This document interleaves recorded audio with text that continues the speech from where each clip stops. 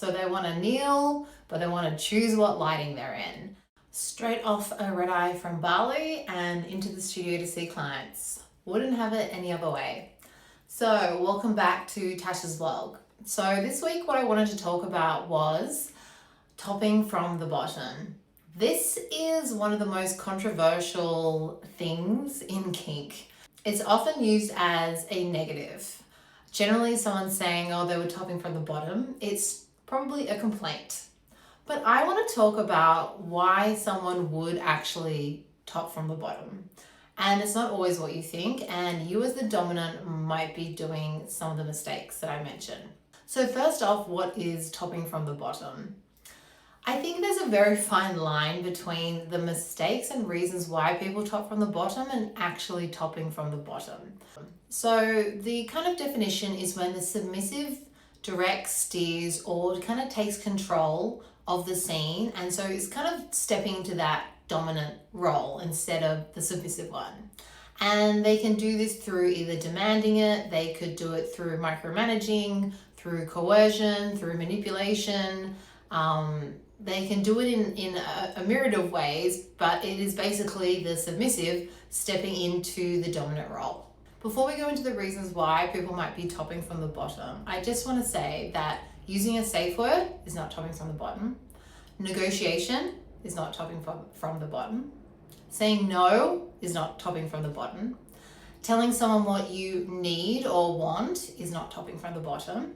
And one that's actually really could have a vlog in its own, which is bratting, is also not topping from the bottom, because that's a specific agreed dynamic, but it's completely different from topping from the bottom. But that's kind of a separate topic altogether. And I just want to be really clear that using the phrase, oh, you're topping from the bottom, as a dominant to shut down a submissive's needs, or them trying to express themselves, is a massive no-no, red flag. So why does this kind of phrase carry so much heat in the scene? I think it's because it's just such an easy way to label something and kind of palm it off. Like, oh, they're just topping from the bottom, they're not being submissive. Or, the ulterior motive, I have to top from the bottom because they're not stepping into their dominance enough.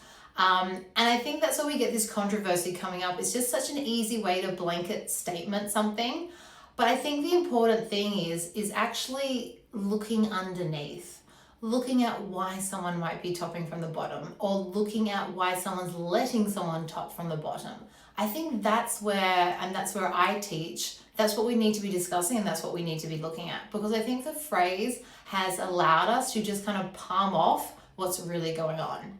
So let's start with the 7 reasons you might be experiencing topping from the bottom.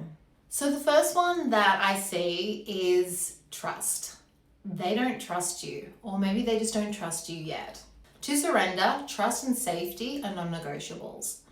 Surrender is a nervous system response, and for our nervous system to feel safe enough to surrender, we need to feel that we trust this person. We need to feel that they can catch us if we fall. And that can take time to build up, and everyone's different in this. I have this with clients as well. Some people walk through that door and within one session, they're already willing to hand over that surrender because they really feel that they can trust me with it. And then I have other clients who it might take a bit more time. And so it's not always just the dominant's fault that hasn't made the conditions for it. And look, sometimes they haven't. If you as a dominant are not making the conditions for them to feel that they can trust you through the way you communicate, through your knowledge of what you're about to engage in, through establishing the sense of authority in the room, that can be a bit on you. But also it's on the submissive as well. Their nervous system might just take a little bit longer to open up and trust you. So number 1 I see often is the trust is not established. Number 2 is someone might have hurt them before. I'm talking about the submissive. So this kind of links to number 1, but maybe they had a safe word that was ignored, or they had a limit that was breached previously.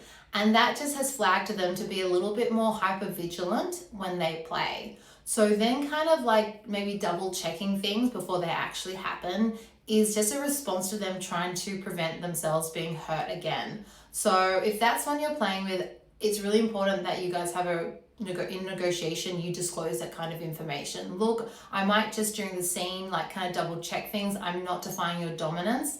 It's just, I had a situation before when my limit was breached, and it makes me a little bit nervous when I'm entering into this activity. So communicate about it, and that's a really great way to work through it together. Number 3 is no one negotiated properly before the scene started, so they're needing to do it mid-scene. So if you haven't had a thorough enough negotiation and you've entered a scene, and this can be either one, the dominant or the submissive might feel this way, mid-scene you're like, oh shit, I didn't ask that, or I didn't answer that question, or I didn't let them know something. And so that might prompt the submissive to say it during the scene. So they're not necessarily trying to top from the bottom here. They're just trying to compensate for the fact that they weren't given the opportunity to express themselves or to ask questions prior. This is why it is so vital that you have thorough negotiations prior to play. Number 4 is one that you might not have thought of, but sometimes it can come down to the submissive trying to people please. The fact that is some submissives are so concerned with your experience as the dominant that they're constantly reading like your micro expressions, they're constantly reading your responses to things. They want to please you, they might be very service orientated submissives. They get a lot of pleasure and their surrender comes from serving you or seeing their dominant having a good time and in pleasure, that they kind of are so fixated on that it kind of comes across as micromanaging or not allowing the dominant to lead enough. So that's one that you might not always think of, but is definitely one that I have seen. Number 5, again, another one I see quite a lot with women actually, is no one taught them how to just receive. Oh my gosh, this is such a big one. You might be the organizer in the life. You might be the one always doing the driving and everything that you do. So you're so used to being in that role that it is so hard for you to, when you do step into submission, to just receive and be. And to be honest, I have suffered with this. It's a skill you have to learn to surrender. It is something you have to develop over time. You can't just expect someone to go from being in one position, always commanding, always directing, always leading, to just completely switching that off. It is very difficult. It is a skill that you have to learn. Practice and be patient with this one. Number 6 is shame. So I think sometimes people top from the bottom because admitting they desire something or want something is still quite shameful for them, or what they're engaging in, they haven't fully embraced enough to be vulnerable with it. So they get into that kind of directing role, and it kind of keeps them a bit at arm's length from the scene. It keeps them at arm's length from a psychological point of view and also a physical point of view, because they're so busy just like directing it that they're not going to fully drop in and surrender for starters. And then they don't really have to admit that they wanted that thing. They were kind of just like a participant. And lastly, yes, sometimes it is about control. There are people who want to submit or surrender without the substance to it. So they want to kneel, but they want to choose what lighting they're in. That does exist. I would be digging a little bit deeper sometimes if there's other reasons, but there are people who just want to still be in that receiving position, but micromanage it. Often I find it's less about a power struggle and it's more about they don't actually know what they really want.